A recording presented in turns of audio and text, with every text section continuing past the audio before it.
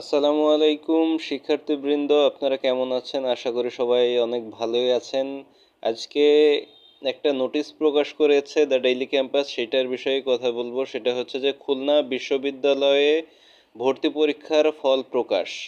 এটা কিন্তু আপনারা দেখতে পাচ্ছেন 29 তারিখ 4:45 PM, মানে 29 তারিখ আজকেই কিন্তু এই নোটিশটা প্রকাশ করেছে। কি নোটিশ এটা আমরা বিস্তারিতভাবে জেনে নেই।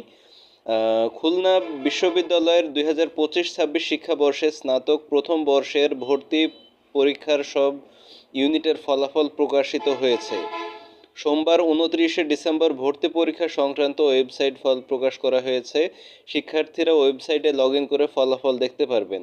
এর আগে গত 18 এবং 19 ডিসেম্বর 2 দিন ব্যাপী খুলনা বিশ্ববিদ্যালয়ের ভর্তি পরীক্ষা অনুষ্ঠিত হয়েছে। আপনারা যারা পরীক্ষা দিয়েছেন তাদের জন্য মূলত এই নোটিশটা দেওয়া হয়েছে।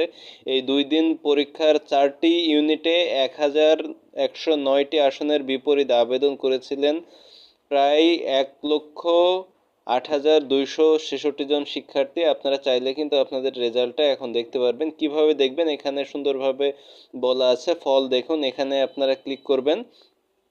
ক্লিক করার পরেই কিন্তু এখানে আপনাদের অপশনটা চলে আসবে। একটু এখানে সময় নিচ্ছে। এখানে ফলাফল দেখতে প্রোফাইলে প্রবেশ করুন। ঠিক আছে, এখানে আপনারা প্রথমে লগ ইন হয়ে নেবেন, তারপরে কিন্তু আপনারা পরীক্ষার ফল দেখতে পারবেন।